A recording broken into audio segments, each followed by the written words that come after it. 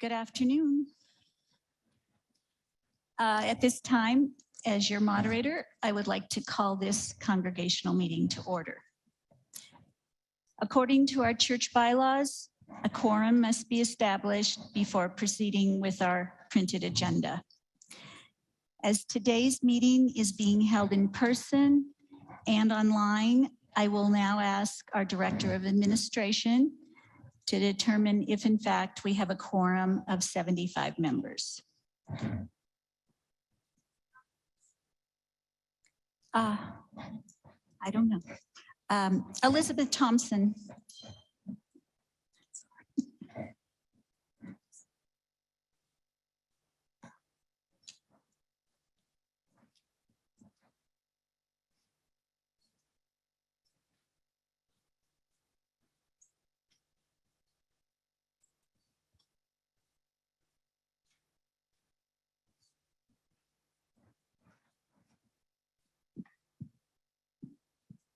Those of you who are online, can you please put in the chat how many are in your household that are voting members of the congregation? Plus 2 that just came in. All right, so there's 66 present, 67 present in the sanctuary, and we're getting a number here.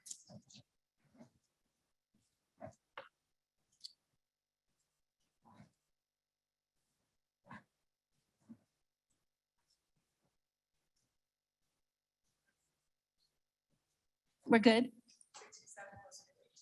67 plus 52. It's a great turnout. Thank you. I now invite Reverend Wesley Snedeker to come open our meeting with prayer.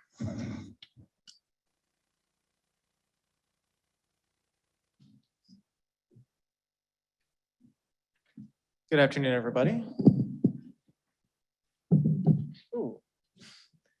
Please join me in a moment of prayer.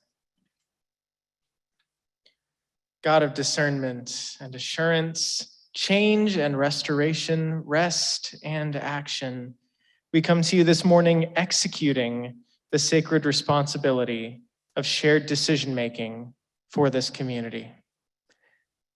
May our thoughtful collaboration here lead us to hear and do your word and to renew us in our passion for your mission in this world. In moments of strife, empower us.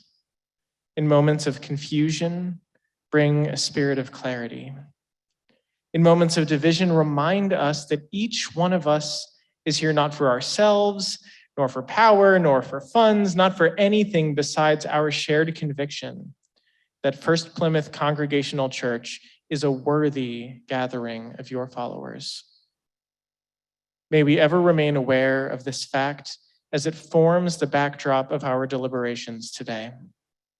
And may this reality endow us with a spirit of unity. Turn us always to your beloved Son Jesus in our work, we pray, that we may be your disciples. We offer up these prayers humbly in your name. Amen.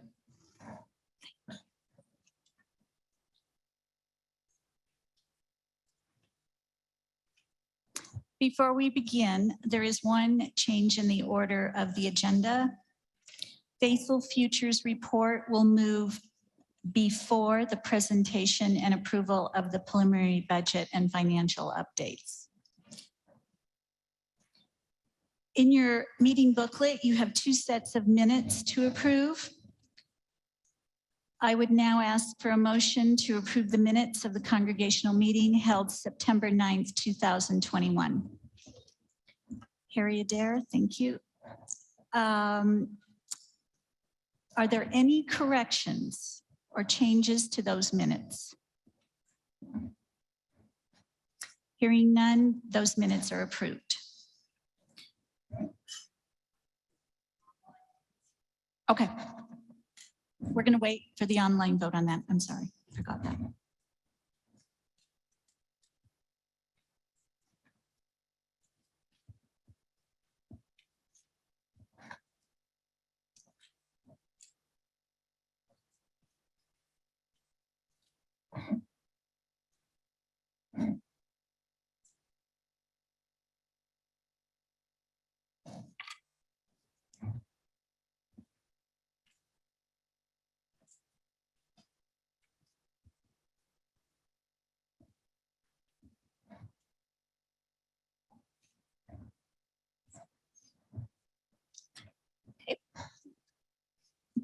That is carried. I would ask for a motion to approve the minutes of the Congregational Annual Meeting held March 20th, 2022. Ken Hoagland has moved. Are there any questions or corrections to those minutes?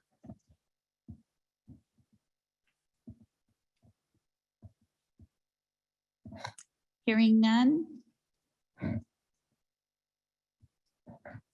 The minutes are approved. We have to wait.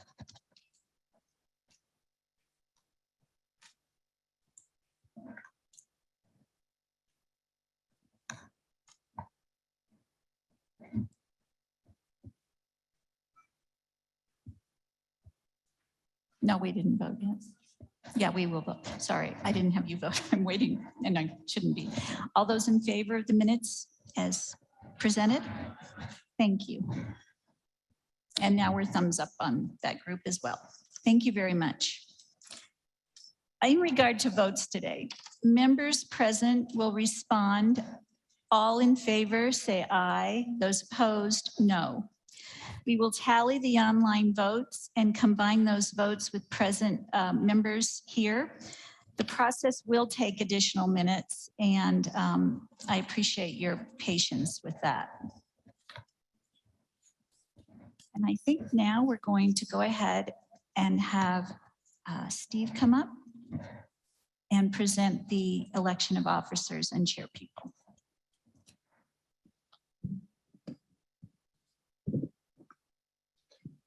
Good afternoon. I'm going to read the nominating report, which is on pages 5 and 6 of your program. And I'm just going to read the elected people. I'm not going to read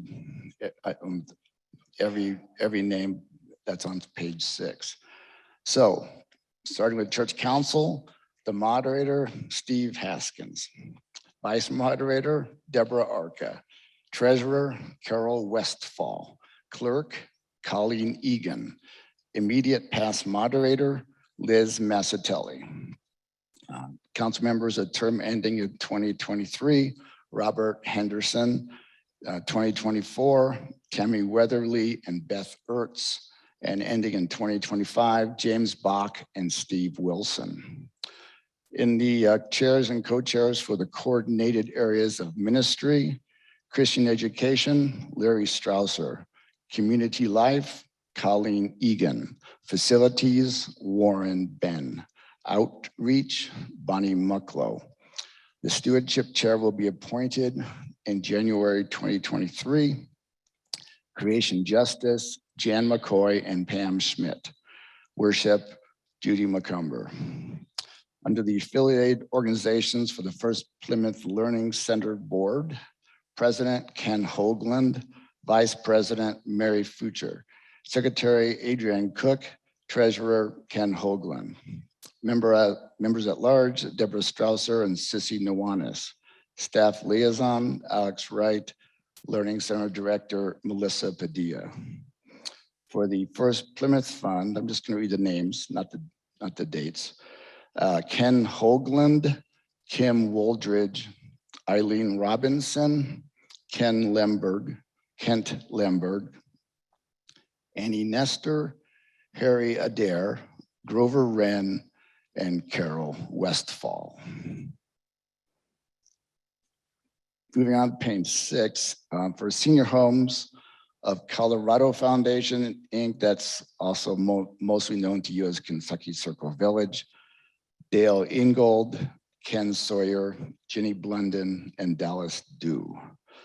The delegates to the Rocky Mountain Conference and Metropolitan Denver Association, Jack Cattell, and Colleen Egan. So be it resolved that the above roster of officers, council members, chairs, and co-chairs of CAMs and appointees to affiliated organizations is hereby approved for 2022 to 2023. We have to vote. Yes. Okay, it's been Doug Lindsay, sorry, Doug, is also co-chair of the outreach ministry along with Bonnie Mucklow.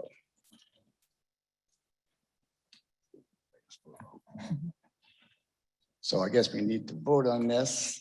All in favor, please say aye, raise your hand, just say aye. All opposed, say no. Thank you. We have to wait. We have to wait for the Online. virtual.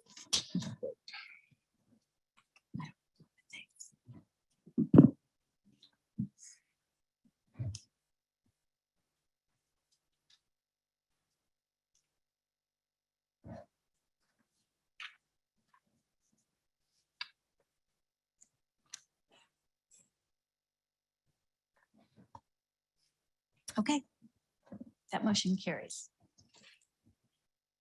I'd now like to call Susie Wren to report to us as chair of our stewardship campaign. And Susie is out of town, so you will be listening to her voice here in the sanctuary. Good afternoon. I hope you can hear me. Is it okay, Liz? Yeah, you're good, Susie. Okay, thank you. Hi, everyone. On behalf of the stewardship team, I am pleased to report that we have received 210 pledges for a total of $706,755 for 101% of our goal. I want to express the gratitude of our team to all those who have pledged. Your generosity is greatly appreciated, and you helped make us full to the brim and a little overflowing at that. We may have a few more pledges coming in before we close the books, and they will be welcome.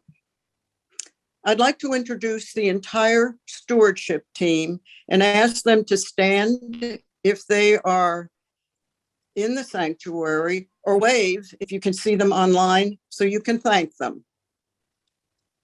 Marie James, co-chair, Ken Brewster, Adrian Glenn, Bruce Glenn, Roger Meyer, and Betsy Stewart. Thank you very much. The team was wonderful. I'd also like to thank the 6 families who spoke in support of the stewardship campaign. Heidi and Dave Thomas, James Bach and Clint Limberg, and Carter and Ava, Diane, Emily, and Ken Hoagland, Cindy, Laura, and Craig Ely, Kat and Stuart Haskins, Denise, Doug, and Rebecca Brown, Doug Wright, and Skylar. You highlighted some of the unique qualities of the first Plymouth communities that have been important to you over the years, and you did help the campaign. And finally, it is with great appreciation that I thank the church staff for your support, advice, knowledge, timely reports, and updates, and your help to members of our church family who had questions and needed assistance. A sincere thank you to Carol Hainsey, Amy Turner, and Lisa Medina. Thank you, Liz, and back to you.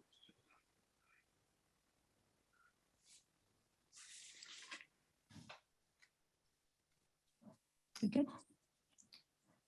I'd now call David Nestor as one of the co-chairs of the Faithful Futures Task Force to come forth and report.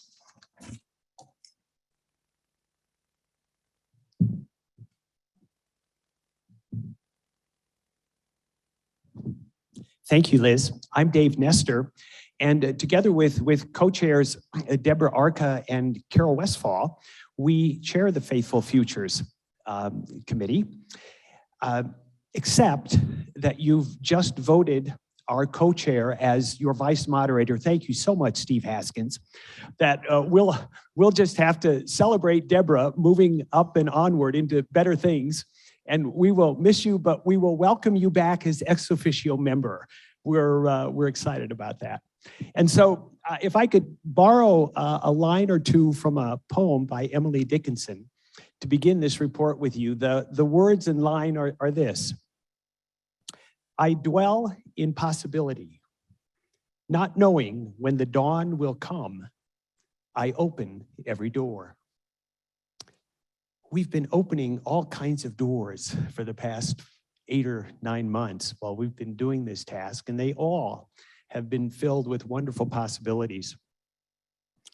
Faithful Futures first met last October, and although we were called to look at the financial sustainability of the church building and its impact on the larger church community, in spite of that, or in addition to that, we spent time sharing what the church's mission statement meant to each of us by pulling out words or phrases in the statement that spoke most directly to us and why or how those words or phrases offered some insight into our own faith and spiritual journeys. From that session, Deborah designed a graphic image of what we call a word cloud, made up of those words and phrases that now acts as our letterhead when we communicate with each other, when we put an agenda together, and when we'll be communicating with you as congregation. And it's awfully appropriate that our United Church of Christ President and General Minister, John Dorhauer, reminds us that the church is about one thing, its mission. His reminder has remained the backdrop for our work as we continue to discern a way forward for First Plymouth and with the members of First Plymouth. Communication has been a priority from the beginning with newsletter inserts monthly and finally Faithful Futures forums that were offered over the past month, both in person and virtually. More than 100 of you have attended a forum and a few other small groups in either May or June to learn of our work. The committee has shared a variety of scenarios of our church's future, and given the difficult financial challenges we face in the upcoming years, we have come down to 3 of those scenarios, at least works in progress, that we have shared with you all as congregation. I should point out at this point that other ideas are still in the incubation stages and have yet to fully emerge to be presentation worthy, but they are percolating. Members of the committee have worked hard to create, however, the 3 concepts that were shared at the forums. One involves partnering with other UCC churches in the area to combine 1 or more congregations into one larger and stronger congregation. This could include several churches moving in together in one current church building or creating and moving into an entirely new space together. A second scenario that we've shared involves repurposing our church building into an interfaith center for worship and social justice. First Plymouth would just be, in this scenario, one of several congregations leasing space in our building. Other tenants could include Christian, Jewish, Muslim congregations, and other world religions. And also in place would be a possible progressive theology research institute. The third scenario involves relocating and envisions selling our building and either renting space in another building, buying an existing building, or building an entirely new facility for our community. An additional idea that congregants brought up several times was combining 2 or more of these into a 4th scenario, or making one a component of another as it might be appropriate or allowable. The committee is now in the process of reviewing all of these concepts and to be digging down a little bit deeper into everything that we have discussed. Through the forums, we have been grateful to hear your many voices and your opinions. I'd like to share with you just a very brief summary, if I could, of what we're hearing. 3 or 4 of those would include incredible excitement and energy around this process of discerning our future and what the possibilities for the future could look like. There's been an openness to move from this building if that is in fact the best financial option, but we've heard also very loud and clear a concern that we explore all paths for staying before making any final decisions. Thirdly, we've heard the need for more strategic marketing efforts to grow membership and pledging. And lastly, need for more visioning around who we are as a church now, today, in light of where we've come in the past 3 or 4 years, who we want to be in the future, and what kind of worship experience might attract more people. We've taken this last idea of generating a renewed mission focus for the church and passed it along to council with a request to provide the Faithful Futures team with some direction as to how we might best address this suggestion. The committee is going to work with council to sort out the best ways to go forward and implement this work in conjunction with the transition team. For its next steps, the committee will flesh out each of the scenarios to determine their financial feasibilities and implementation requirements. The final Faithful Futures Forum was conducted on June 14th on Zoom and was recorded. So for any of those of you that may have missed any of our earlier sessions, you can pull up that recording on the church website. The committee is also available to make presentations to smaller church groups, make personal visits, or to discuss the scenarios with you one-on-one. Please know that with the exception of Deborah, at least for the time being, Carol and I are available to you. We'd love to do that. The committee continues to meet every other week and will begin to hold congregational updates once a month, most likely beginning in August. Additional updates will be provided via email and church newsletters. Although we initially had a timeline to present more substantial proposals by September, it's likely that we'll be working through the fall to develop detailed plans for you to review, given current circumstances and given the amount of time that we would like to allow for your input and our discernment in this process. We look forward to staying in touch, and we continue to be very excited about this project. Thank you.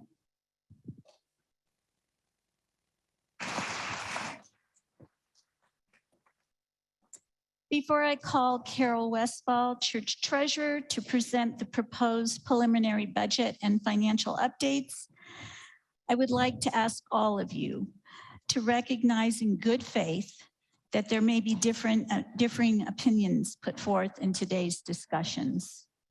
It's important that all voices are heard.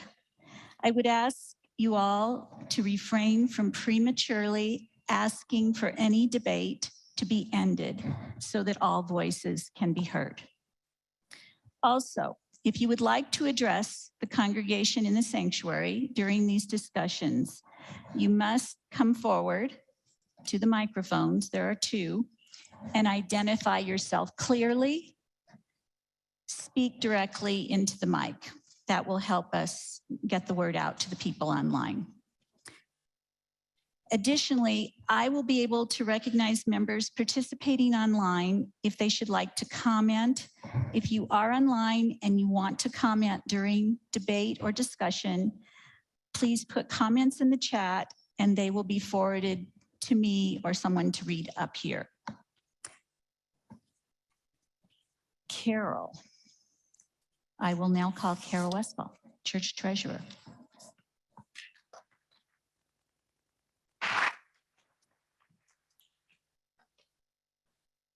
Well, this afternoon, I have the unenviable task of presenting to you for your consideration the preliminary operating budget for the fiscal year 2022-2023. As you all know, you've heard me say this before when I've been up here presenting other financial reports to you. This budget is the culmination of many, many hours of analysis and review by the church staff, by the finance committee, and by council, to all of whom I express my deepest appreciation, not only on behalf of myself as the spokesperson for this army of people, but also on behalf of you, the entire congregation. So you've had the proposed budget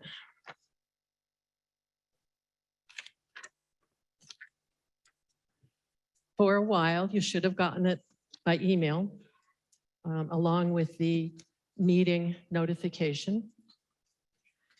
You've had it for a while and you've had a chance to take a look at some of the details. So I am not going to repeat the detailed information of the budget here this afternoon. What I am going to do is provide what I like to call a little bit of color coverage, and make a few key points about the budget process and about the particular figures that are represented here in this booklet. So, first, a word about the budget process itself. The budget that you as a congregation receive in June is absolutely and always has been a preliminary budget. Every year, there are numerous uncertainties that must be addressed and resolved before we can prepare and bring you a final budget. Not the least of which is closing the books for the previous year and knowing what our actual expenditures and revenues were for the closing fiscal year. We also have additional pledges which continue to come in. You heard Susie say they're expecting a few more to trickle in. So we never really know until the end of the summer where our final pledge number stands. And of course, this year, we have an additional, my notes say very large, but I'm going to change that to enormous, uncertainty with the resignation of our senior minister. So each year in June, we ask you as the congregation to approve a beginning roadmap for the coming fiscal year, with the understanding that the staff, the finance committee, and council will work through the summer to assimilate additional information needed and refine a final budget for your approval at the annual meeting of the congregation in September, as we also do every year. And in addition to our normal deliberations, this year we'll be making some informed recommendations about the reapplication of the expenses included now in the senior minister's salary line. We're not sure how those need to be used. That's part of what the transition team is working on, but they will be reapplied as needed for interim ministry and for ministerial search as seems appropriate. Secondly, in their budget deliberations, the finance committee and council have made it a policy, indeed a commitment, not to balance the budget on the backs of our staff. And this year, we especially believe that it is critical to recognize the key role that they have played in holding our community together on the business side, and that they continue to play, and their exceptional commitment to their work in the face of an unprecedented 2.5 challenging years. They too have lost their leader. And like us, the congregation are in a fragile place. So the draft budget includes a cost of living increase and some well-deserved merit increases that the finance committee, the human resources team, and council all believe are crucial to the physical well-being and morale of our staff. At this time, more than ever, we need them to be able to perform at their highest capacity. We need them to know that the entire congregation supports, values, and materially recognizes their efforts. And we do not believe that recognition should be delayed past the beginning of the next fiscal year on July 1st. Third, the draft budget shows a 17% increase in revenues over the projected end-of-year actuals for 2022, and only a 13% increase in expenses. That should be good news. Revenues up 17%, expenses up 13%. But we still need an additional infusion of funds from the federal government's employee retention credit to balance the budget. That still doesn't balance our budget, that 4% difference. And we are required by church operating policies, financial policies, to bring you, the congregation, a balanced budget. This 17% revenue increase includes $175,000 from the First Plymouth Fund, which is a new source of operating budget revenue approved by the congregation when the fund was established in January of this year. Without that $175,000, the revenue for 2023 in this draft budget would actually be less than the projected end of year actuals for 2022. And on the expense side of this budget, very little of what is included in this preliminary budget is discretionary, other than staff salary and wage increases, about which I have already made abundantly clear the position of the lay leadership of this church.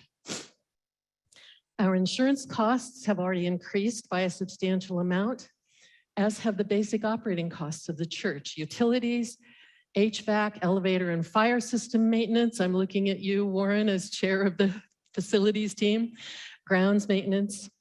Those increased bills are coming due already and must be paid to keep the church open. This preliminary budget represents the best guess we can make at this time about what those increased expenses will amount to over the coming year. I might also point out that it includes new allocations for adult education, organ maintenance, worship innovation, and maker faith, which have not previously been included in the operating budget because they were funded off budget by our endowment and foundation funds. Now that we have agreed as a congregation to fold those endowment and foundation funds into the operating budget, we must also move those corresponding programming expenses into the budget. So those are new lines in this year's operating budget. And lastly, this is the first year in which the Finance Committee and Council have spent nearly as much time and effort working on multi-year projections for both the operating budget and our deferred maintenance and repair budget. And we're pleased that we can present them to you, the congregation, to give you a better picture of our future financial challenges. I can't say we are as pleased by the bottom line results of those future years, but we're glad that we can show you what that looks like as we move forward. You've seen the order of magnitude of these numbers before, probably multiple times, especially if you've been at some of the Faithful Future congregational conversations. And after 2023, our revenue projections are basically flat, with the exception of the balance in the unallocated bequest, which will be fully depleted in 2023, and which we must use in order to bring you, the congregation, a balanced budget, which, as I said, is required by our financial policies and procedures. And so while these additional projections provide us with additional information and important context as we deliberate our mission focus and our faithful futures, they are not the work of the congregation here this morning, the work of this afternoon. The work of the congregation this afternoon with regards to the budget is to decide on our preliminary operating budget to be put in place between now and September. So in summary, this preliminary operating budget provides for 3 key expenses in the coming fiscal year. 1, immediate merit and cost of living increases, which the Finance Committee, the Human Resource Team, and Council believe are critical to the well-being, morale, and operation of our staff and our church. 2, operating cost increases that are already being experienced as our suppliers have adjusted their own costs upward in the face of dramatic increases in inflation. And 3, program expenses previously funded off budget by endowment and foundation funds now included in operating revenues. With that, I move the adoption of this preliminary operating budget for the fiscal year 2022-2023, with the final budget to be presented as usual in September. Thank you, Carol. As the budget was presented from committee, we don't need a second, but thank you. I will now open up discussion on the proposed amendment, a proposed budget. Yes, Craig.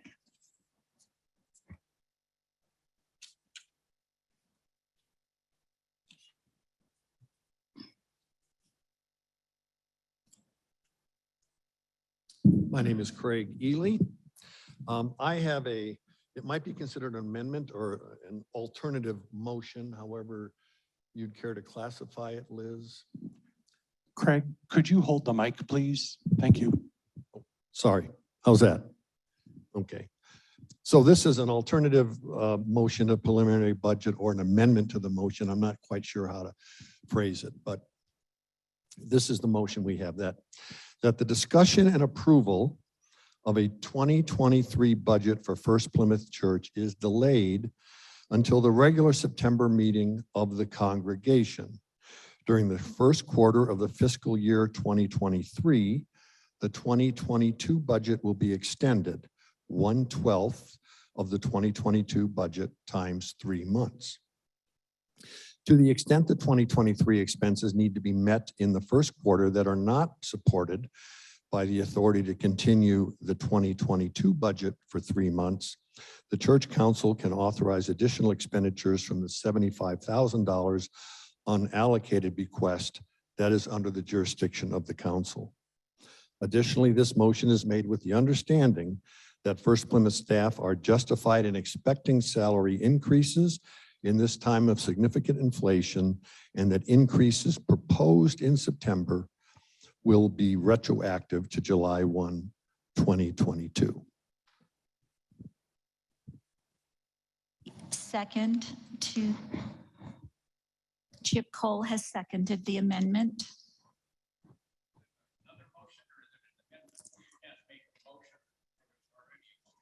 Well, it was presented as an amendment to. We can call it an amendment, that's fine. Yeah, we'll vote on the amendment and we will go back to the original motion for discussion when we get done. Could I talk about my amendment Sure. first? Yeah, I mean, we're open for discussion at this point, and we will, the chair call, I call long as I'm up here, Craig Ely. well, thank you. Well, a number of folks have gotten together to propose this amendment, and we think the church is on a tightrope right now. And what we do now with this budget, what we do now today, is going to impact the future of First Plymouth pretty significantly. If you look in your handouts, you see that the future is predicted by the budgets that are predicted for 2024, $157,000 deficit. 2025, $213,000 deficit. 2026, $272,000 deficit. And we think a 13% increase in spending today cannot be sustained in future years and cannot really be sustained through this year. Well, obviously, this is only a preliminary budget. If we start spending this budget for the next 3 months, it will be very difficult, if not impossible, to pull back any expenses, difficult to pull back and create a new budget entirely if that's what's necessary. So we would prefer, and this motion asks, that we just delay things for 3 months and have a little breathing time. And then council and the financial committee can look at this again with input from anybody who cares to give input. If we conserve a little bit more this year, perhaps we can weather the next few years better. The whole church, we think at this time, needs to be looking at, as has been discussed, not only what we're going to do in the future regarding maybe moving from here or joining other congregations. But initiatives such as increasing membership, better utilization of the building in terms of rentals and things like that, things that we really haven't looked at all. And now we've been slapped around. We are scared, and we now know we have to increase membership if we, even whether we move or not. Moving away with $6 million in our pocket just means it takes us 20 years to die instead of 10 years to die. I believe we can survive, and I believe we can thrive here in this building. But what we've heard from Faithful Futures so far has been a shock, has been to me. Jenny's leaving was a shock. The 3-year budget projection is a huge shock. Hundreds of thousands of dollars going in the hole. So we suggest a little breathing room to work through what Faithful Futures is telling us, get some resolution there if we can. Explore revenue and membership increase initiatives. And that may mean spending some money. It may mean borrowing some money, but looking at ways that we haven't looked at in the past. We've considered a few times, but we've always put it on the shelf of increasing membership and increasing the utilization of this building, and re-examining the 2023 budget expenditures. Those large items that come up that must be met over the next 3 months, we can take from what remains of the $75,000 in the bequests that council can use. And this motion, like Carol said, recognizes that salary increases, or at least cost of living increases, are due, and that any that we finally conclude in September would be retroactive to July 1. Thank you. Liz, I have a question from Kim Wooldridge online. She wants to know when the final budget would then be approved if the preliminary budget is delayed until September. So when would the final budget be approved if we're delaying the approval of the preliminary budget until September? Carol? I think we would bring a final budget in September no matter what. A final budget would be presented in September, no matter which direction the church goes, or whatever direction the church goes. Other comments? Can I entertain someone else? Randy?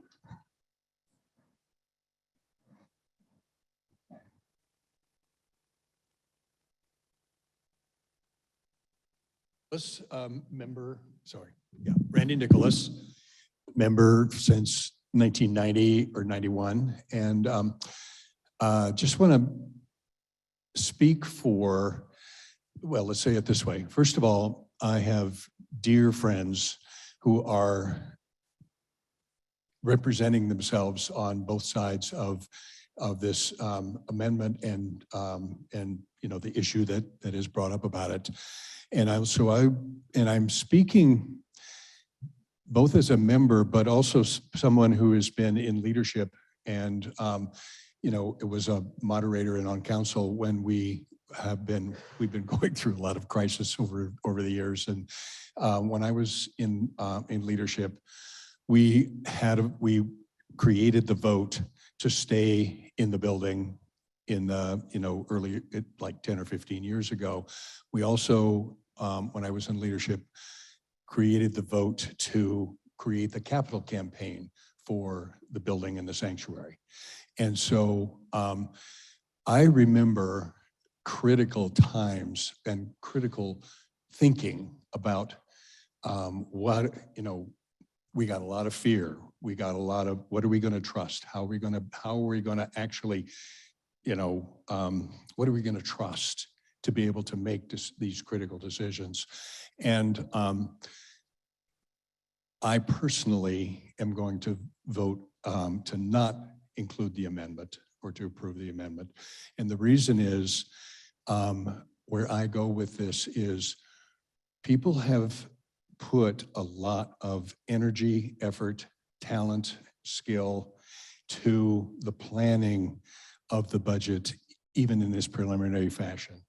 And so I want to come down on the side of the staff, the finance committee, and the people who have put that time, energy into thinking about how to proceed, and I trust them and trust the process. So that's what I wanted to say to in support of this. Okay, Liz. We're going to go to another online question or comment. Comment by Annie Nestor. I think we need to make staff our priority and keep their increases as proposed. One reason is as we look at increasing rental, how it is handled totally by staff, for example, this amendment undermines our leadership's thoughtful discernment, excuse me. Thanks, Annie Nestor. Thank you, Joel. Ginny Blendon.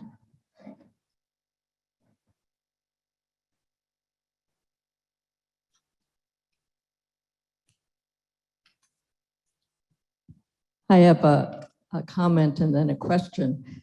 I've been part of the leadership, so I'm not pointing any fingers, but I think that our church has been living beyond our means for many years, based on the fact that we have not put money aside for capital emergency expenditures. So I just want to put that out there, that we are now at a point with, and Warren can speak to it better than I, some major expenses that will be required on the building because we hadn't put that money aside. So the other thing is, I wondered what the difference would be if we delayed the vote. I mean, we're going to be doing the same thing, so I don't really understand what delaying the approval of the budget would do. Would we be having somebody really looking at the budget or doing something in a different way? So I don't really understand that part. Would someone like to answer Ginny's question? Respond? Okay, Beth.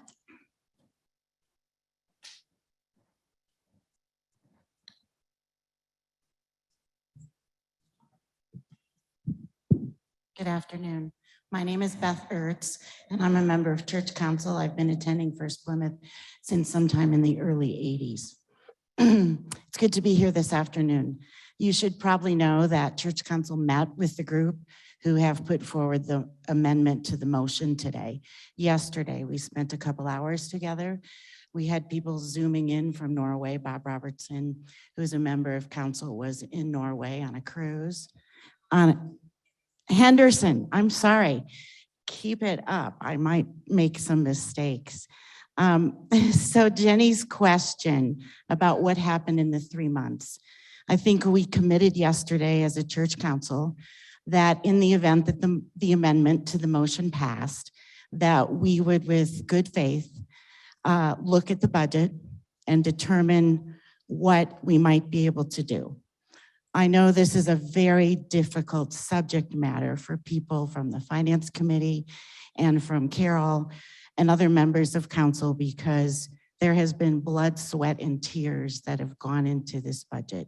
And when we reviewed it in May at Church Council, after Jenny resigned, she was not present at the meeting, but it's very complicated and complex for our church today.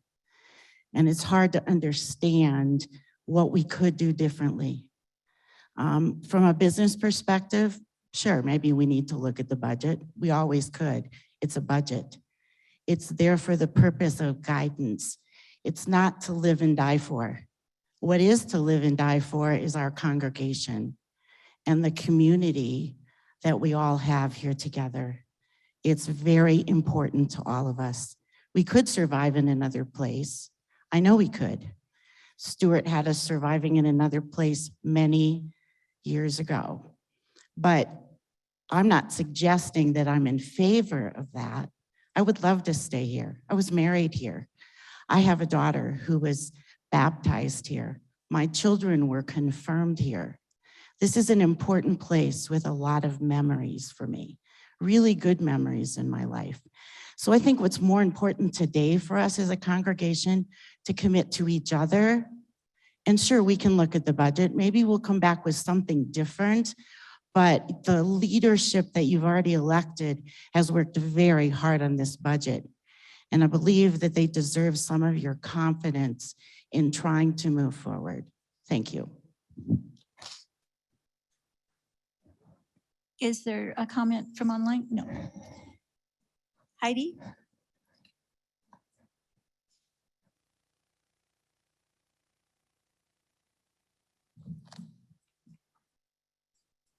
I'm going to read my statement because it's not just from me. It's from, my name is Heidi Stevenson, and I'm going to read my statement today because it's not just from me. It's from the HR committee. I am a representative of the Human Resource Committee, or sometimes referred to as the HR team. We are a standalone committee created to support the Director of Administration, and we report directly to Church Council. We operate under the guidance of ELP2, the treatment of staff and volunteers, and also under ELP7, compensation and benefits. The HR team does not agree with the proposed amendment. We believe it will be detrimental to our staff should it pass. The delay in salary increases assured to staff members in their annual evaluations will cause a negativity for our staff and a demoralized environment in our church office. The office that is the administrative hub that keeps our church operating every day. We believe it is not only demoralizing, but unethical not to honor the salary increase that has been assured in an annual review. This group of dedicated employees support our church community. They deserve honor, respect, and appreciation for the hard work they have completed over the last 2.5 years, and hopefully will continue to provide as we move through this transition period. The Human Resource Committee is recommending that the proposed amendment not be approved. The Human Resource Committee thanks you for listening. Myself, Harry Adair, and Vicki Custer.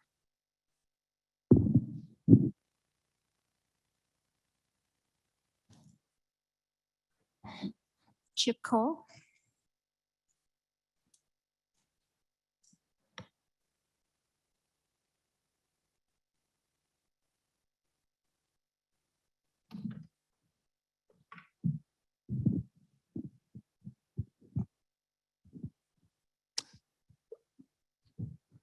Liz and Steve, thank you for your service. I know what this takes. And my friends and here and online, I speak also from several of you who have asked me to make comments concerning the budget.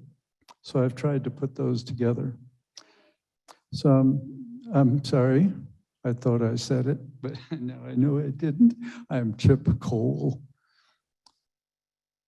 I've been a member since 1977.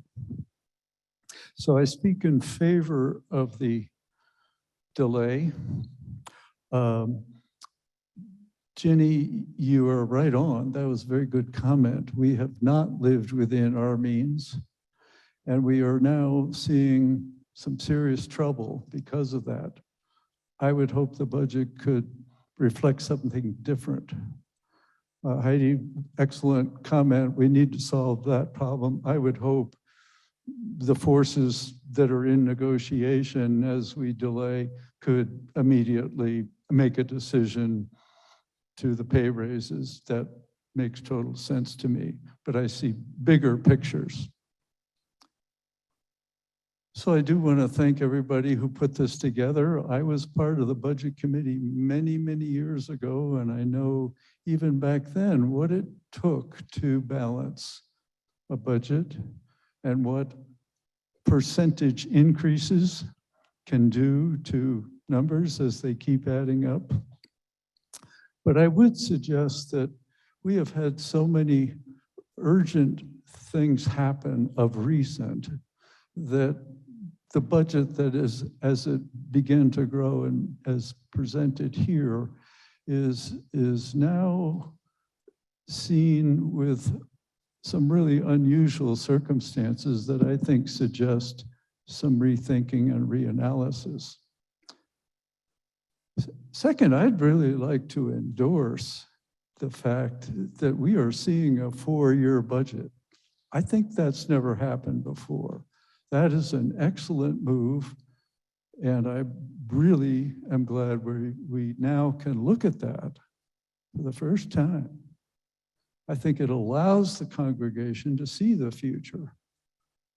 Unfortunately, what I see in the 4-year projection that is in front of you is 1 year of balanced budget and 3 years of disaster, unbalanceable.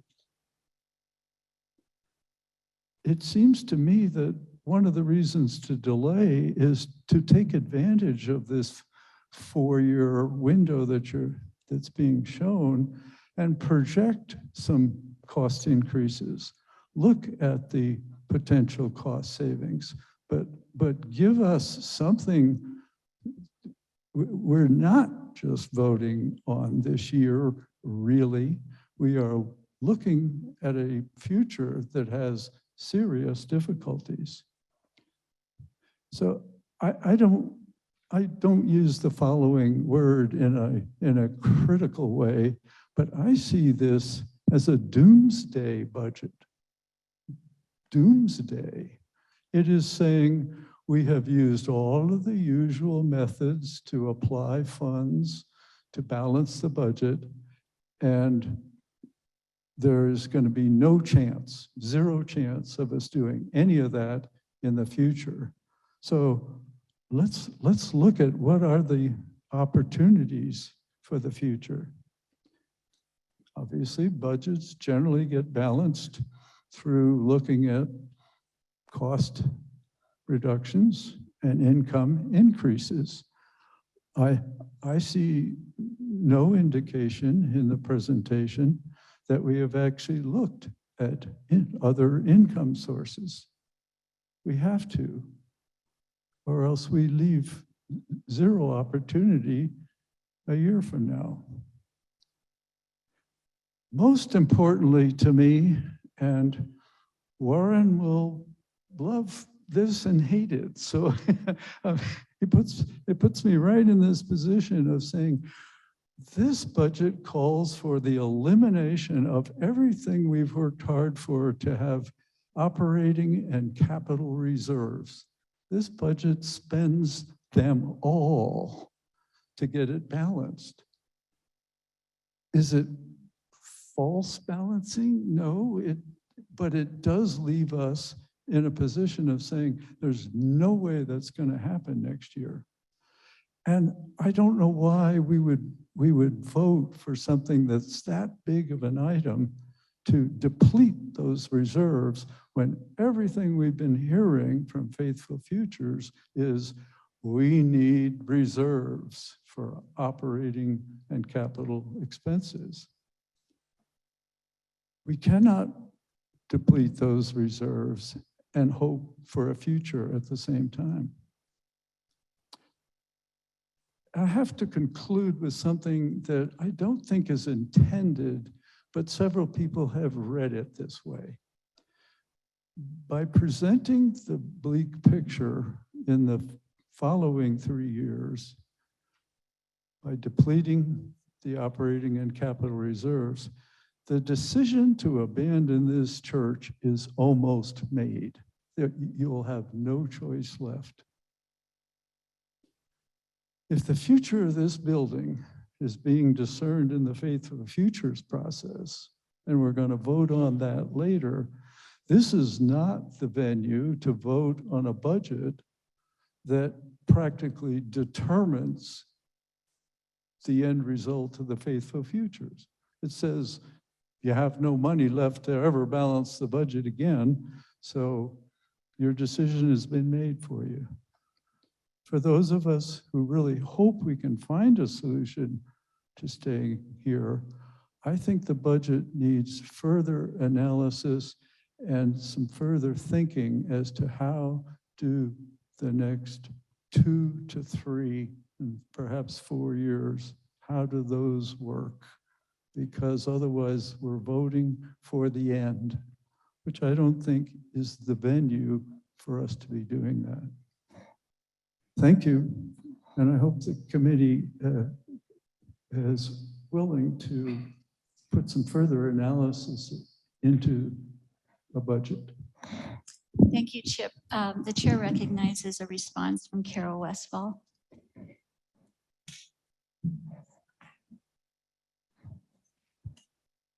Carol.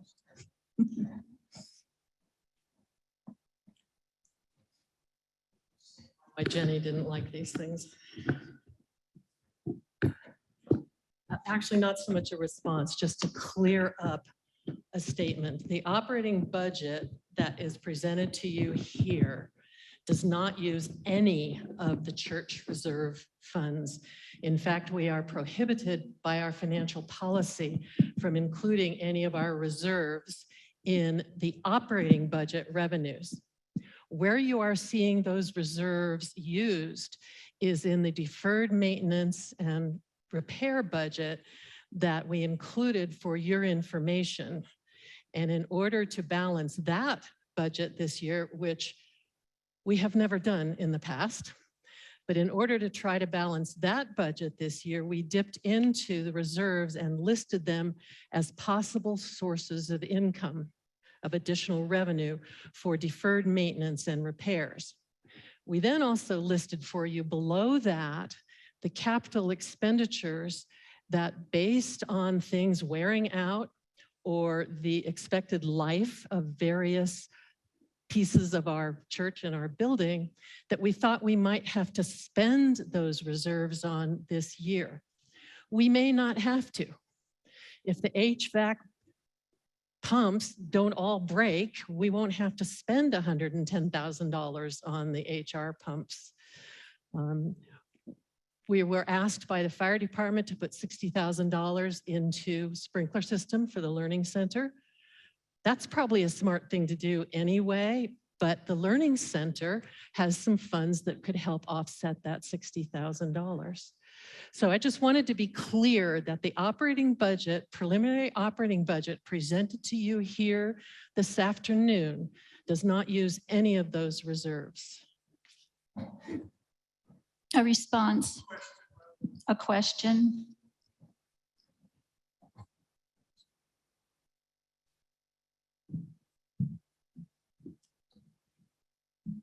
I was thinking this was going to come up, but so my question is page 21, which is the sub-budget for business administration that then gets into the big budget, says using this fund in 2023 depletes this fund. That's operating.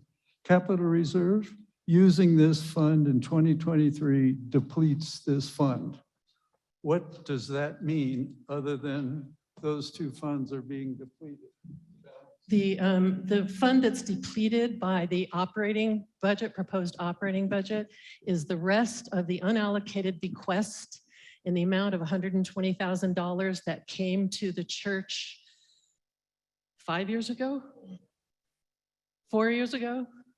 And because it was not restricted by the donor for any particular application, if we get a bequest that with no donor restrictions that is greater than $10,000, council has the power to determine the use of those funds. And council decided that those funds were going to be used for operating expenses. So the first year that we had them, we put $120,000 of unallocated bequest in our operating revenues. That was the year that we started to get government funds for COVID. And we have gotten substantial funds from the federal government for staying open and retaining our employees during COVID. Every dollar we got from the federal government was one less dollar we had to use from the unallocated bequest. So we've been rolling that balance over into operating revenues now for 3 years, 4 years. it looks like we're at the end of the government subsidies related to COVID. And so this operating budget uses the end of that unallocated bequest. And there will be no more from the unallocated bequest after this year. So that's, I apologize for the confusion in terminology, but that's what's going on. There's a comment from someone online. Yeah, we've got a couple actually. The first one's a question for the writers of the amendment. It's from Heidi and Dave Thomas. Love and appreciation and respect to all who have put the work into this proposed budget. Questions to the amendment writers. Who might be involved in addressing budget concerns if the preliminary budget isn't handled today? How much of this budget was worked on before renew of Jenny's resignation, and what might change? Let's have Craig respond to the first part and you to the second. Yeah, because Dave and Heidi, I would leave it to Carol to talk about the second part, but we expect that if this amendment passes, it will go back to Finance Committee, go back to Council, hopefully get input from what happened here today and from other folks, and work on a budget that, at least in my opinion, and those of us who worked on this amendment, would be sustainable for today and for the future.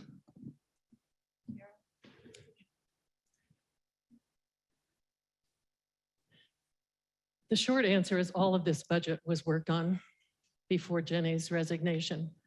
And therefore, when you look at the council parens ministry part of the budget, all of the payroll expenses, the salary and payroll taxes and retirement reflect an expected amount should Jenny have stayed with us for this coming fiscal year.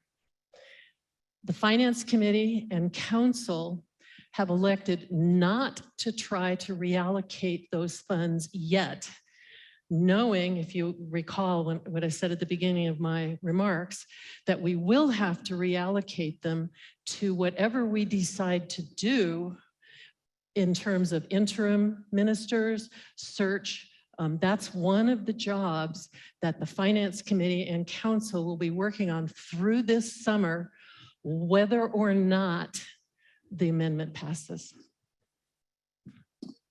Another comment from online. Yes, from Noni and Doug. As an outgoing employee of many years, I would hope that there would be a possible way to go ahead with the salary increases. As I've worked with them during the pandemic, I can attest to how hard they've worked and continue to work. We are blessed to have the staff we have. If we want to put a hold on the rest, I'm okay with that. But please reward the staff for their excellent work. And with Jenny's exit, their workload has only increased. I propose the staff gets paid now and we negotiate the rest. Thanks, Noni and Doug.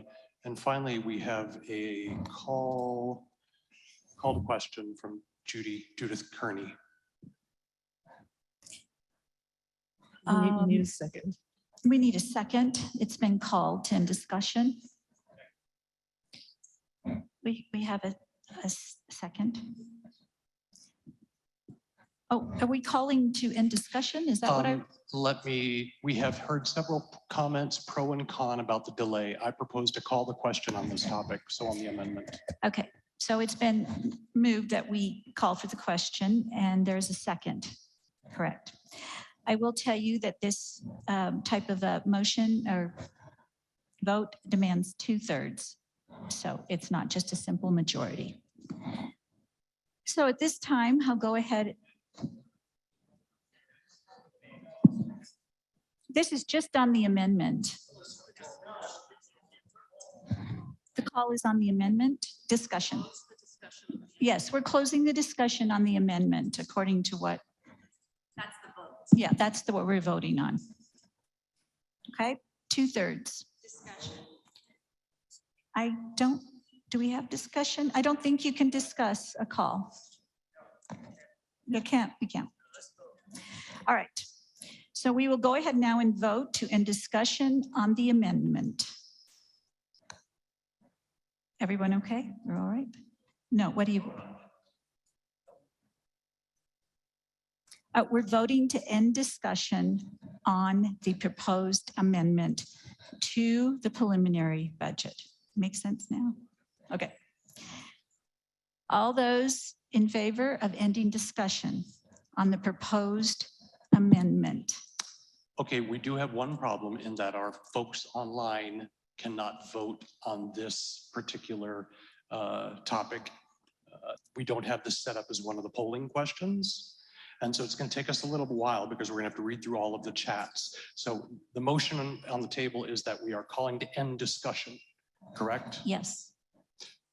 So This is going to take a few minutes. yes, okay. Yes. Any suggestions are welcome. Go ahead, Craig. Because of the issue with people on Zoom, it will probably take us longer to get to a vote on calling the question than to hear from whoever hasn't spoken yet, if there is anybody, and then we would vote on it. So I'm wondering if Judith could withdraw her motion to call the question. It just seems like it's going to be unworkable because the Zoom people are going to have to all be counted individually. Yeah, Judy, can you do that?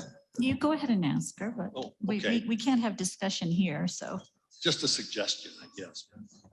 She says yes. Okay. Not sure of Robert's Rules of Order. Well, Jerry, are you okay to withdraw your? Yeah, you're okay to withdraw the second. All right. We will now go back to discussion of the amendment. Would anyone else? Warren Benn.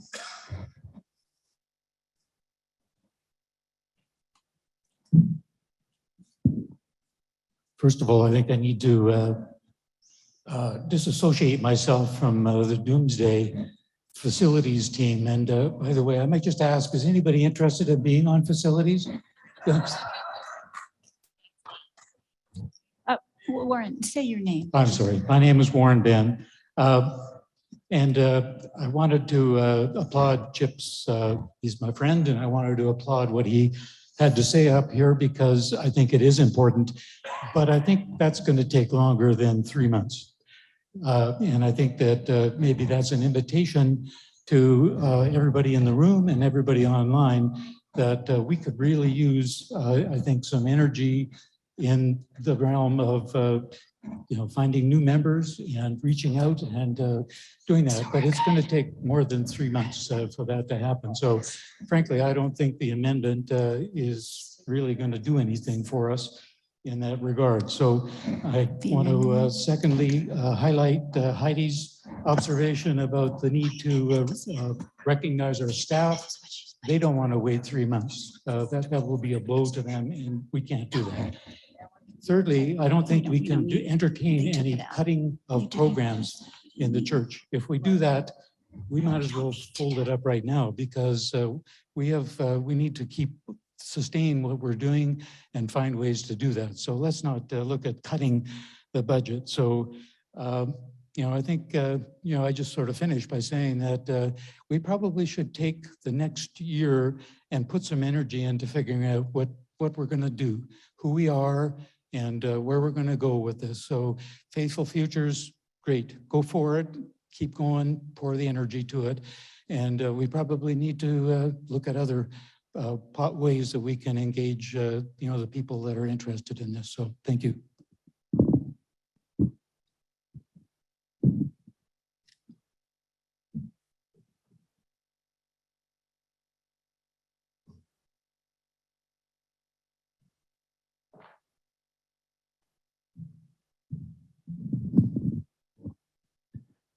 My name is Ken Hoagland.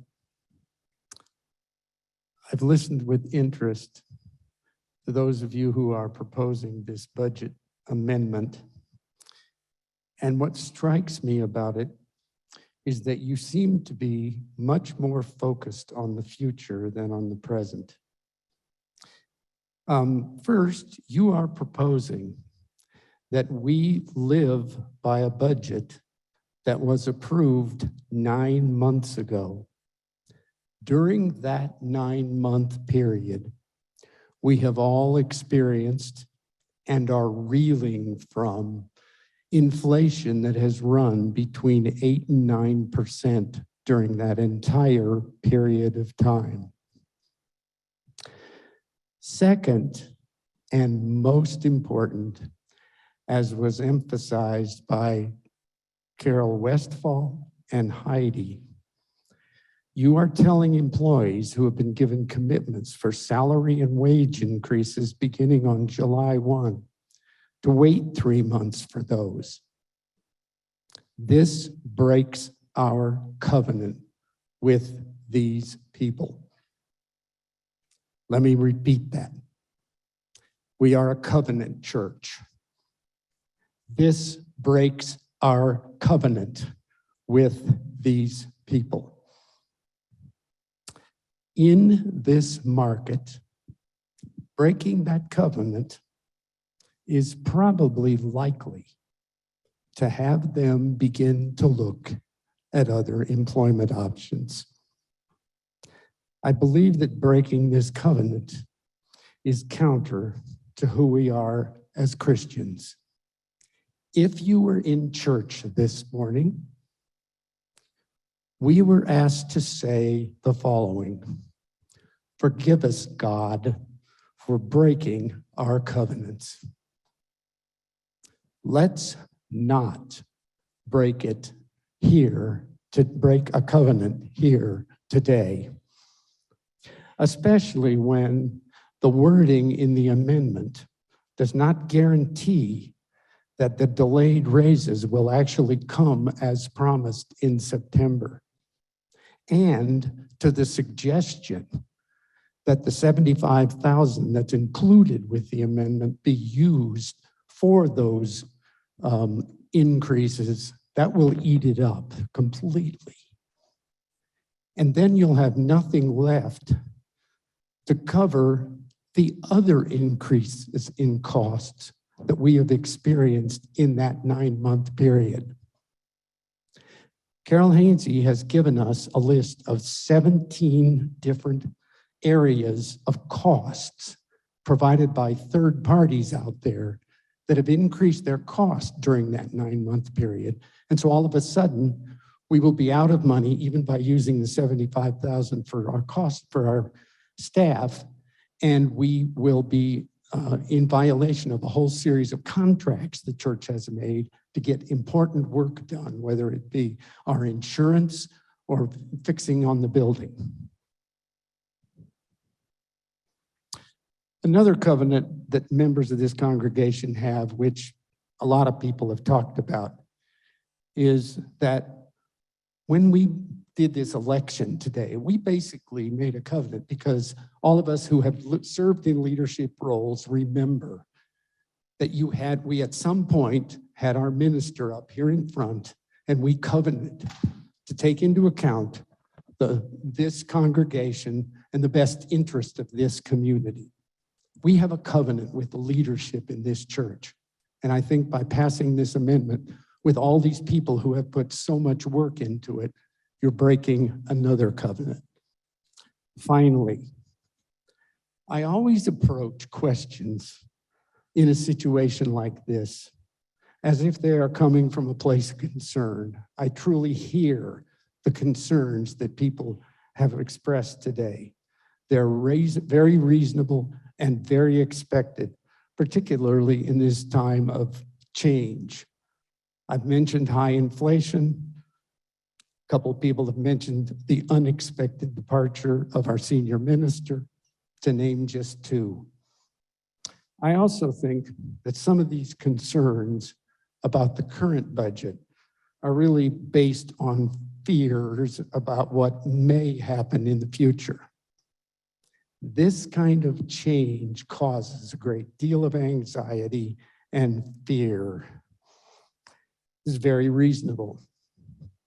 But let's not derail the process that's been in place for the 40+ years I've been a member of this church and existed before I ever joined this church. Instead, I urge either the withdrawal of this amendment or its defeat, so that our staff and church leadership have at least some blueprint during the coming 3 months, which will give them a way to move forward And then all of your concerns can be aired, answered, amended, or otherwise dealt with in the process over the coming 3 months. Let's not discard the process we've had for all these years.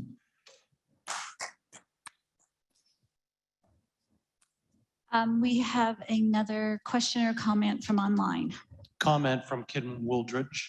I don't see how approving a preliminary budget would mean that the budget would not be reviewed carefully over the next 3 months, just as it has been done in the past. Preliminary budgets are always continually reviewed by council and the finance committee. Thank you. I'm looking around the room. Further discussion concerning the amendment. Other comments online? None. From Grover, thank you, Ken. I concur. That would be who? Grover Wren. Grover Wren. All right. If there's no further discussion, no other comments, replies, just want to make sure everyone's had the opportunity to speak. The amended,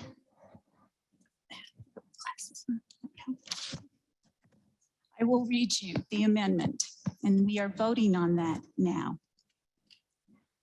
To delay the budget vote until September to address sustainability, use current budget spending parameters for the next 3 months.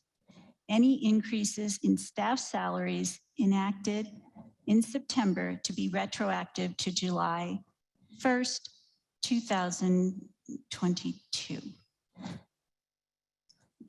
That was the first one that you had presented. Do you want to come up and read what you said? Okay. Is that good? Why don't you come up and read it, Craig, just so you have it? No, I have this one that went out to everybody. So sorry. That should. Oh, okay. That's just the one that goes on the ballot for the Zoom people. It's a short. Okay, let's have Craig read that so we're all in agreement on what this is. Oh, okay. Go ahead. The motion is to amend it to the discussion and approval of a 2023 budget for First Plymouth Church is delayed until the regular September meeting of the congregation. During the first quarter of fiscal year 2023, the 2022 budget will be extended 1/12 of the 2022 budget times 3 months. To the extent the 2023 expenses need to be met in the first quarter that are not supported by the authority to continue the 2022 budget for 3 months, the church council can authorize additional expenditures from the $75,000 unallocated request that is under the jurisdiction of the council. Additionally, this motion is made with the understanding that First Plymouth staff are justified in expecting salary increases in this time of significant inflation, and that increases proposed in September will be retroactive to July 1, 2022. Thank you. All those in favor of the proposed amendment signify by saying aye.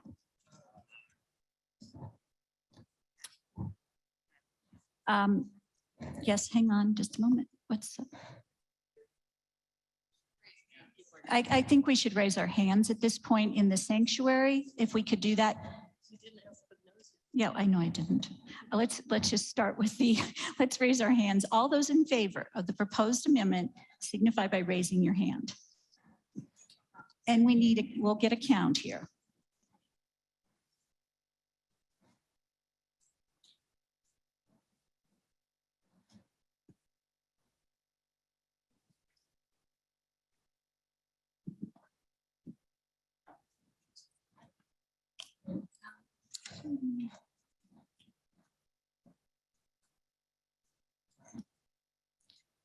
Do we have the yes? Do we have the votes yet? Okay, let's go ahead. All those opposed to the proposed amendment signify by raising your hand.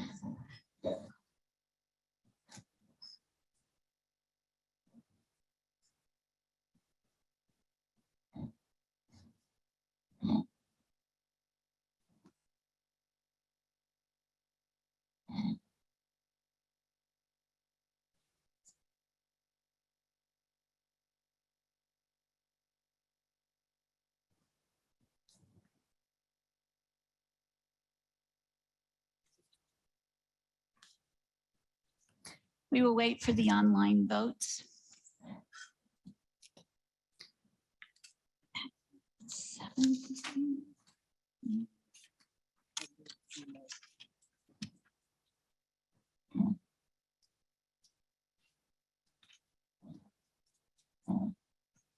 Elizabeth, would you be willing to go back and get those numbers and bring them up to me?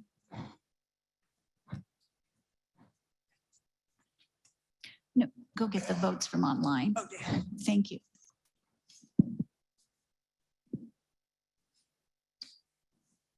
So for those of you online, just to clarify again, choice 1 is to approve the amendment. Choice 2 is to oppose the amendment. Choice 1, approve. Choice 2, oppose. We've got about 70% participation, so we're still holding for our online people.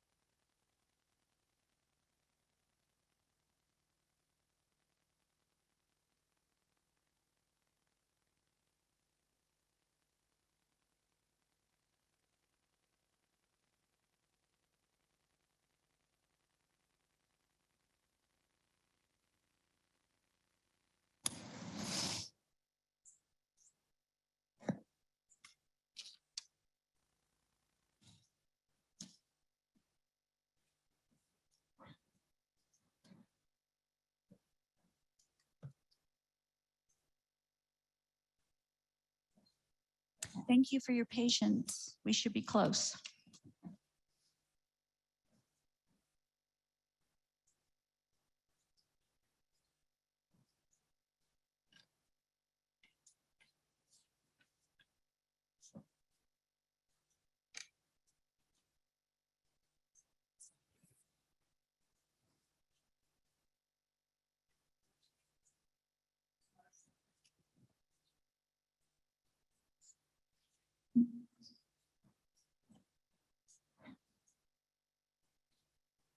Requires that 3/4 or 2/3. No, We no. don't have enough. It's a half.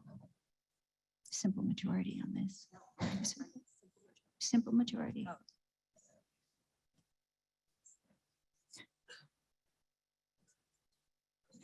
There was a question as to if it's a majority or a simple majority or 2/3. It's a simple majority.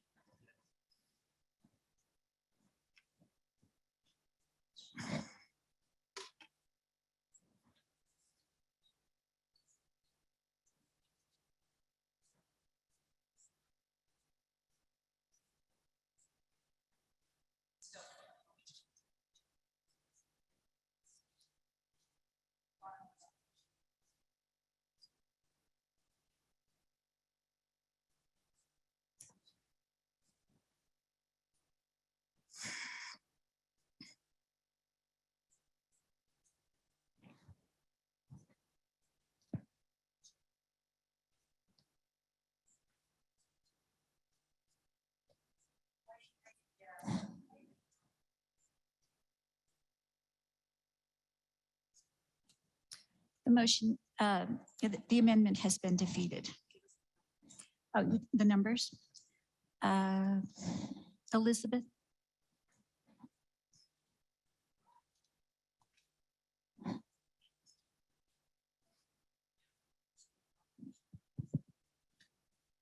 It's 28 voted to approve. No, that total of 28. That includes this 18. Okay. And this is 28 approved yet, said yes. And 89. Okay, those numbers are 28 yeses, 89 nos. Excuse me?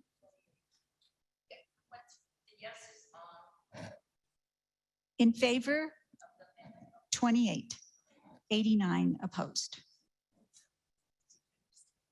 Amendment has been defeated. We will now go back to the proposed preliminary budget that has been already placed as a motion by Carol Westfall, our church treasurer. I will open up the floor for discussion on that proposal.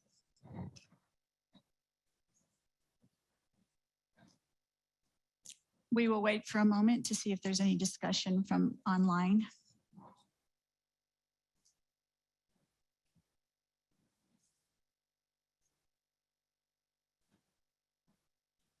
No discussion. If I hear no further discussion, I will go ahead and ask for the motion. All those in favor of accepting the preliminary budget, oh, you guys are ahead of me. All those in favor of accepting the preliminary budget as presented by Carol Westfall, church treasurer, signify by raising your hand.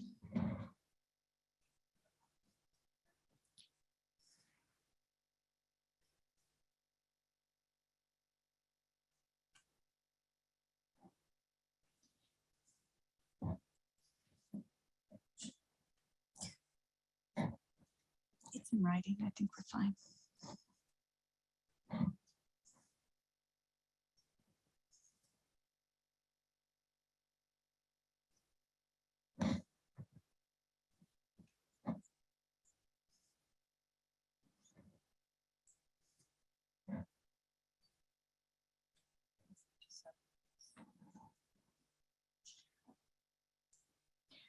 All those opposed?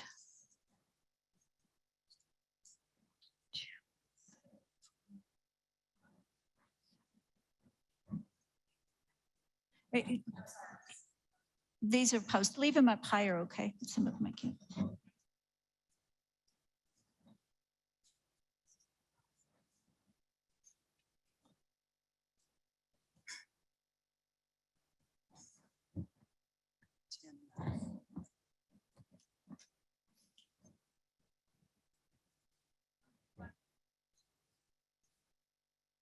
And we'll wait for one more online count.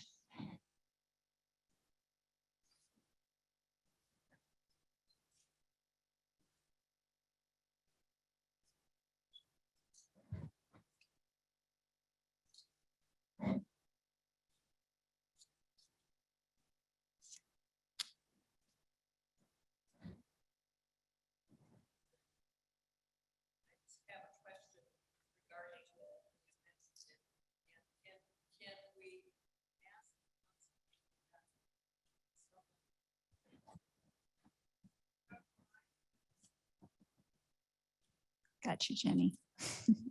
It was, yes, there will be active discussion. And I'm sure that council, when they meet on Tuesday night, will come up with some suggestions on how we should go forward.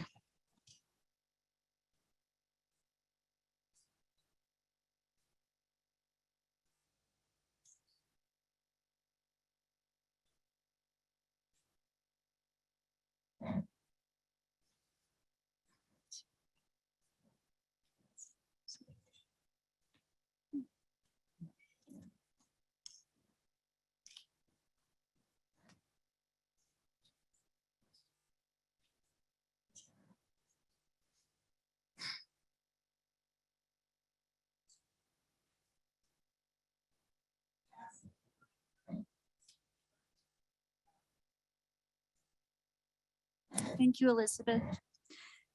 The preliminary budget has been approved. 99 yes, 13 no. I want to thank you all for your contributions in terms of time and comments today. I think this has been most helpful, and hopefully we will move forward as a team to hear all voices, continuing onward with the budget. I am next on the agenda for the temporary transition team, and I'll be brief in my remarks. This team was created as a result of the resignation of our pastor, Jenny Schultz Thomas, on her words to the congregation on May 22nd of this year. I, as your church moderator, appointed a team of 4 persons to immediately address the stability of the spiritual and religious needs of our church without the guidance of a senior minister. We have met weekly since May 24th. We have approved extending Reverend Wesley Snedeker's hours through August 28th as our parish visitor. Wesley is available for all crisis, spiritual needs, and immediately counseling. We have secured and published a pulpit schedule through August 28th.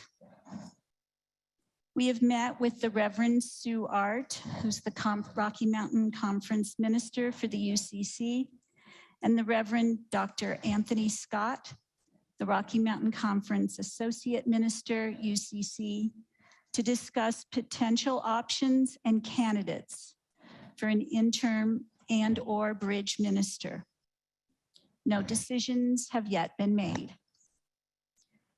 These 2 conference individuals have assured this task group that all resources of the national UCC are available to our church at this time. We have begun to work on a job profile for this position. I will let you know that this profile is largely based off the job profile that was approved and published to this congregation when we were beginning our search for Jenny Schultz Thomas. We have actively reported our actions with membership via email blasts and newsletters. We are reporting to Church Council monthly and will continue to dialogue closely with the council. I would reiterate at this time that this team is not a search committee for a senior minister. As a team, we will only continue our work as long as necessary.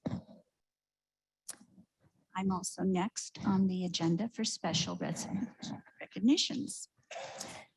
I will say that we've had a year of so many events, and some have been filled with recognized and really heartfelt disappointments.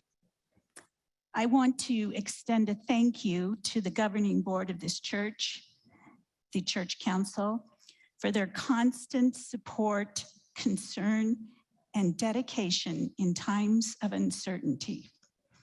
We as a congregation owe them our thanks. I would especially like to recognize Laura Ely and David Stevenson, who have completed their 3-year terms. Also, as a personal thank you to our immediate past moderator, Phil Thompson, for his wisdom and steady voice of reasoning. All your voices will be missed.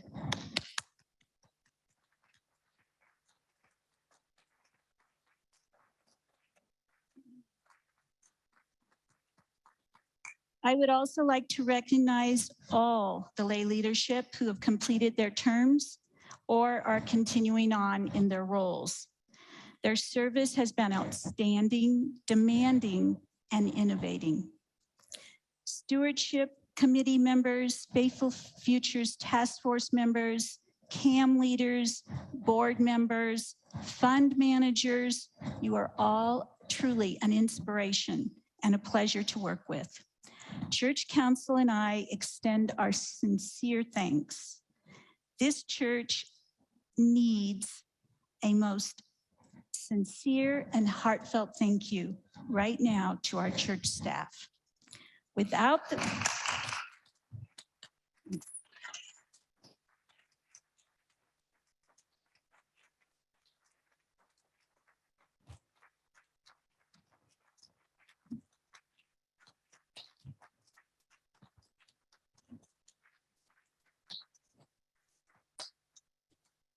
Without the presence of a senior minister, Carol, Eric, Joel, Lisa, Alex, Amy, Wesley, George, James, and Ray have been ever ready and willing to step up and do whatever we asked.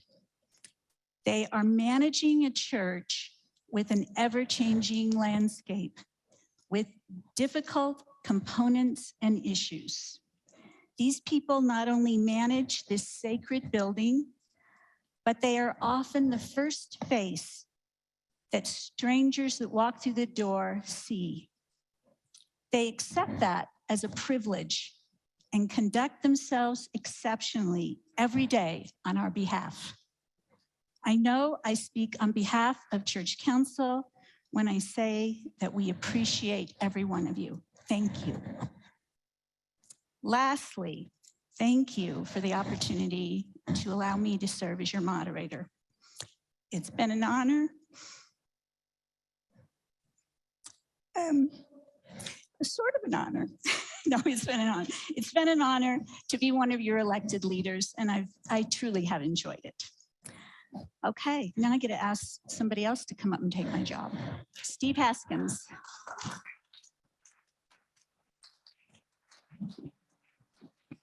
So, this is pretty easy to do because, you know, Phil just gave it to me and now I'm going to give it to you. I'm gonna stand back a little bit. I officially now transfer the role of moderator to Steve Haskins.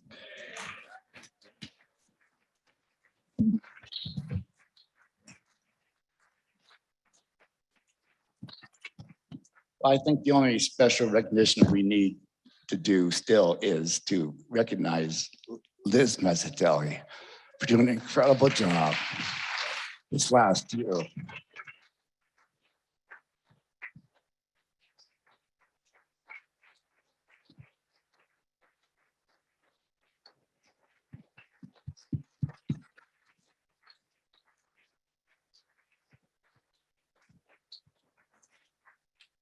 She's had one of the, I don't want to say one of the most difficult years, but it's been an honor for me to be her vice moderator and learn from her. And I only hope I can be as successful as she was. The church is in really good hands, really good hands. But she's not off the hook. She's still the immediate past moderator. Thank you all today for coming. Do you have anything else you want to say? I do. Okay, go ahead. I'm the moderator now. I get to talk. On behalf of council, they don't know this, but we got you this going away gift.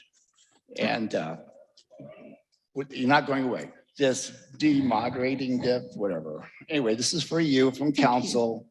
Thank you very much. Thank you very much. And we all. Oh, open it up. Open it up on that. Jeez. It's Gosh. been a long time wrapping it. Yeah, you did. I bet you Meg did it. Okay.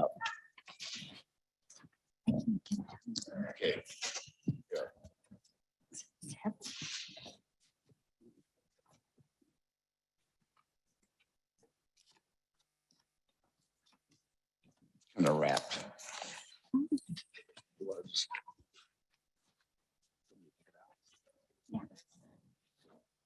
Not going back in the box.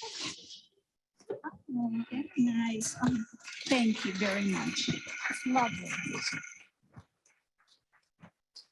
Well, I will just say that someone knows I'm a gardener, and I appreciate this very much. Thank you all for being supportive, and it's been a pleasure, really, most of it. So thank you. Let's just remember that the work now starts this week, right? So we'll all be on the same page and all in good faith. I will now invite my last thing, Wesley to. Well, I actually have a last word. What? I was going to invite Wesley up, but you. Well, I get to do it now. Okay, come on. Oh, thanks, Tammy. One last statement. One last statement in kind of response to the last discussion. As we do every year, we will continue to refine the budget throughout the summer and present a final budget for the congregational approval at the September annual meeting. If you would like to provide input to that process, be sure to get in touch with a member of the Finance Committee or Council. Thank you. Now I ask Wesley Snedeker to please come forward.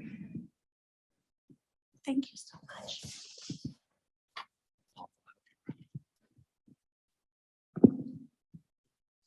Thank you. Thank you everyone for coming today. If there's one thing that I think we can all unanimously agree upon, it's that judging by the care and the love and the effort and the investment that you all put into making the important decisions in this community, this is very much a living and thriving faith community, is it not? Amen. Now, in the spirit of that life that moves through this place, go out from this place knowing that the blessing of our God, Creator, Redeemer, and Spirit goes with you now and always. Amen.